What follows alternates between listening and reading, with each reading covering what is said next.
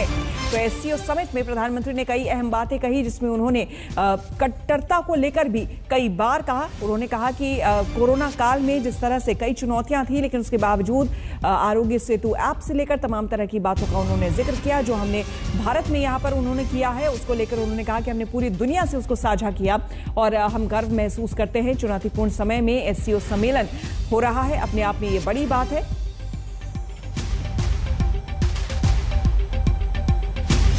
SCO की 20वीं वर्षगांठ इस संस्था के भविष्य के बारे में सोचने के लिए भी उपयुक्त अवसर है।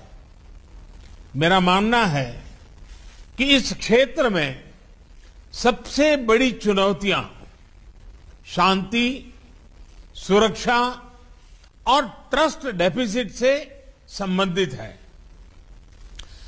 और इन समस्याओं का मूल कारण बढ़ता हुआ रेडिकलाइजेशन है। अफगानिस्तान में हाल के घटनाक्रम ने इस चुनौती को और स्पष्ट कर दिया है। इस मुद्दे पर एससीओ को पहल लेकर कार्य करना चाहिए। यदि हम इतिहास पर नजर डालें तो पाएंगे कि मध्य एशिया का क्षेत्र मॉडरेट और प्रोग्रेसिव कल्चर और वैल्यूज का एक प्रकार से गढ़ रहा है, किला रहा है। भारत में और एससीओ के लगभग सभी देशों में इस्लाम से जुड़ी मॉडरेट, टॉलरेंट और इंक्लूसिव संस्थाएं और परंपराएं हैं। एससीओ को इनके बीच एक मजबूत नेटवर्क विकसित करने के लिए काम करना चाहिए।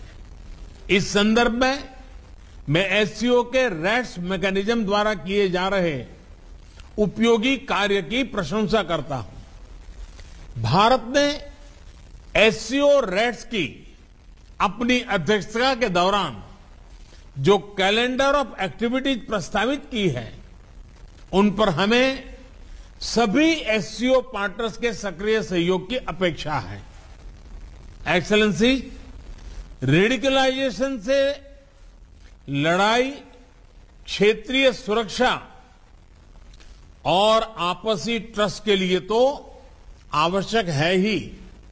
यह हमारी युवा पीढ़ियों के उज्जवल भविष्य के लिए भी जरूरी है। विकसित विश्व के साथ